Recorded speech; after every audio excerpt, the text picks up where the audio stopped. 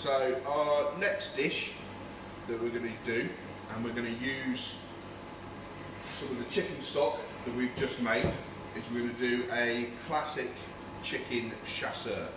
Okay, so this can either be stewed or it can be braised. Depends on the finished outcome that you personally prefer. And we're going to go down that route. Okay, so first of all, we're going to flour our chicken pieces.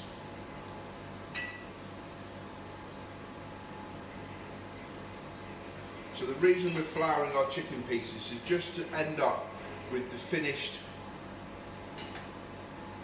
to the dish, the finish to the sauce, the consistency of the sauce that we want. Okay, so we've taken our kind of lesser, cheaper cuts, although I personally think they're full of more flavour. So we've got some drumstick, we've got some thigh.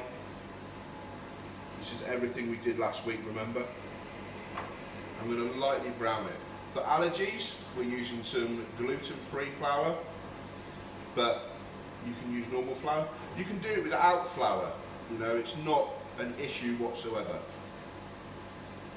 In the flour beforehand, I put some salt and some pepper, just to start that seasoning process.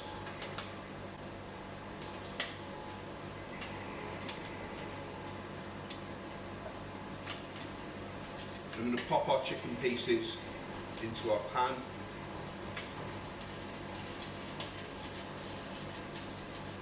I'm going to start that colour process off.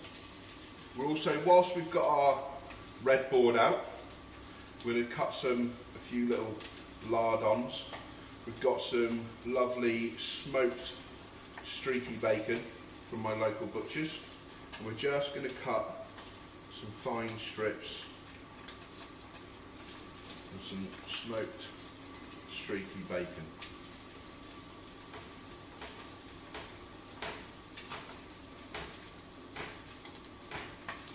Run them through your fingers to break them up, and that's going to go into our pan in a minute. So we're going to turn our chicken over in the pan.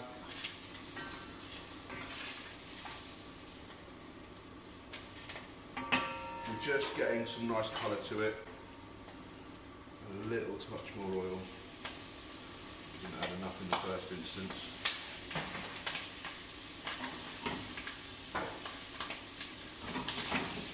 This ultimately will also add further flavour to our dish. The whole caramelisation will add flavour, which is ultimately what we want.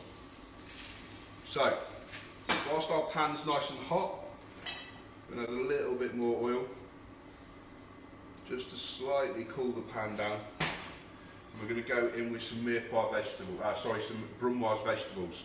So we've got a little bit of fennel, we've got some onion, we've got some carrot, we've got some celery, we've got some leek, we've got a bay leaf.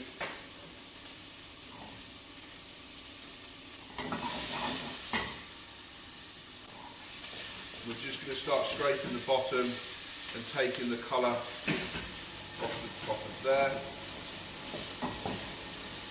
And we're going to add our bacon. So our bacon will start to let fat out, it will start to let flavour out. I'm just scraping the bottom of the pan. I want to remove all those lovely, lovely caramelisation on the bottom of the pan. If it was burnt, then obviously we start again.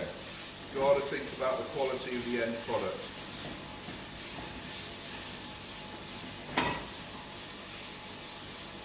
Once this is at a stage we're happy with, we're going to go in with a little bit of garlic. We haven't put the garlic in at the beginning because we don't want it to burn, because garlic burns quite quickly.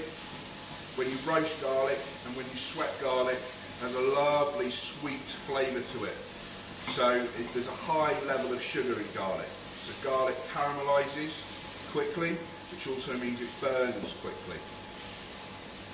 Once we've done that, we're going to go with some lovely white wine, and we're going to deglaze the pan.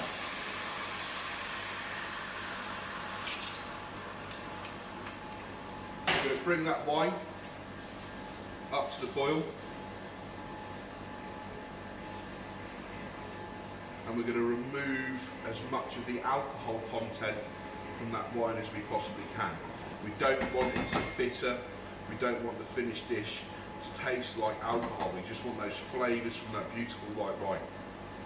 So whilst that's just coming to the boil, I'm just going to get rid of my board, I'm just going to clean, sanitise, and wipe my workstation. It's important that we clean and clear as we go. I'm just going to use a little bit of sanitiser. I'm not spraying it from a great height. I'm applying it close to the surface so it doesn't bounce and spray everywhere. I'm going to wait 20 seconds because the contact time on this sanitiser is 20 seconds. Once I've waited 20 seconds, I'm going to wipe my surface clean so that we're ready to go on the next stage. So at this point, we're going to add our chicken back in. So we're going to add our brown chicken in. Like we said, the flour will help to coat and thicken, so when you eat it, it coats the spoon, coats the fork, coats the accompaniments, so the sauce is lovely and delicious. And from the lovely stock that we made, we're going to add more stock. I'm going to bring that up so it just covers the top. We're then going to pop it on a heat. So like I said at the beginning, there's many different ways that you can do this. You can stew it, which is this method, or you can braise it, which is putting it in the oven. Alright? But for this instance, we're just going to leave it on the stove where I can watch it, and I'm going to allow it to cook. It's going to take roughly 20 minutes, but we'll see how it ticks down and we'll keep our eye on it. It's important that whenever we're cooking, we use all our senses. So we're listening to what's going on, we're smelling what's going on, we're looking what's going on, and we're communicating what's going on. If you're in a team environment and you're doing something somewhere else, get someone to have a look, check on it, talk, communicate. So we're now going to turn our attention back to our chicken chasseur. So our chicken has been cooking down nicely. It's all lovely. It's all looking absolutely delicious. Everything's tender. We can tell that the chicken's cooked. We can probe it. We can touch it. There's multiple different ways of telling that it's cooked. In this pan, we're going to start working our garnish. So we're going to add some mushrooms.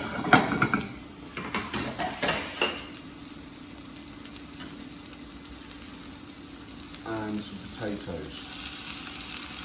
And we're just going to lightly add colour to our mushrooms and potatoes. Once they've started adding some colour, we can hit it up with a little bit of butter.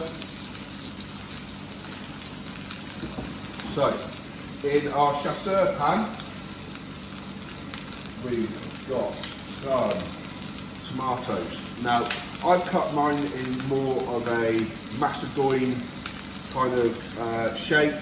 Now, you can go brunoise, you can go julienne, you can do petals, you can go at it from whatever point of view that you prefer.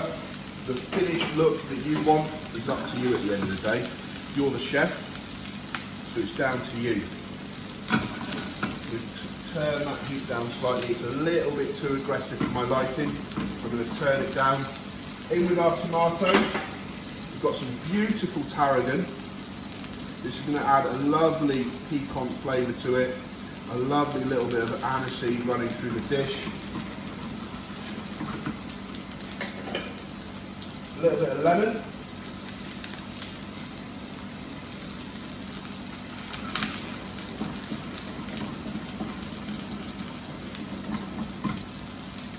And some parsley.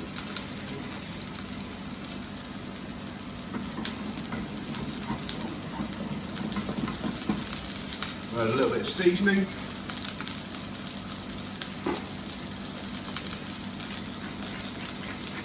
Make sure that we taste. I've tasted all the way through while it was simmering away.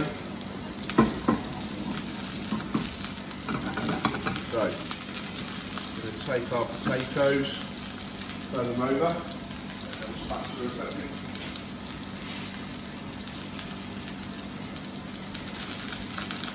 So turn our potatoes over, nice colour. Just sauteing them. I'm going to add some butter. And we're also going to add some butter to our chasseur. So we're going to monter au beurre to finish the sauce. The butter will add richness, it will help to thicken, it will add shine and gloss to our sauce. We're going to shimmy the pan, and we're just going to shake the pan whilst the butter melts and starts to emulsify all the sauce together. It starts to add richness and colour and shine. And let's face it, make it taste really amazing.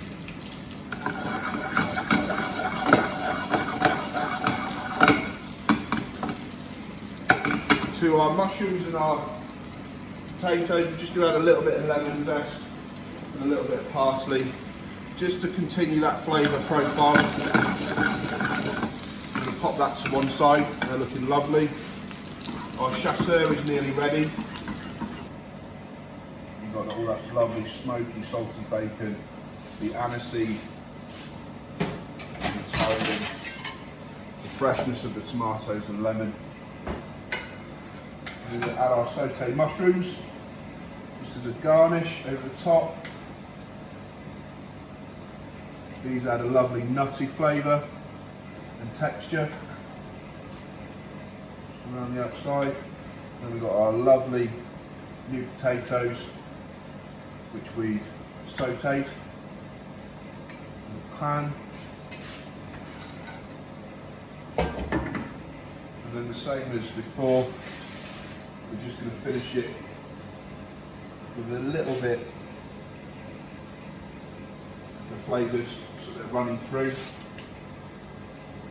A little bit of parsley, not too much. A few sprigs of tarragon. I'm going to use the wine that we used in it, which is a beautiful Sauvignon Blanc, New Zealand style. Very fresh, very fragrant, a little bit fruity. So this is our chicken chasseur with sautéed potatoes.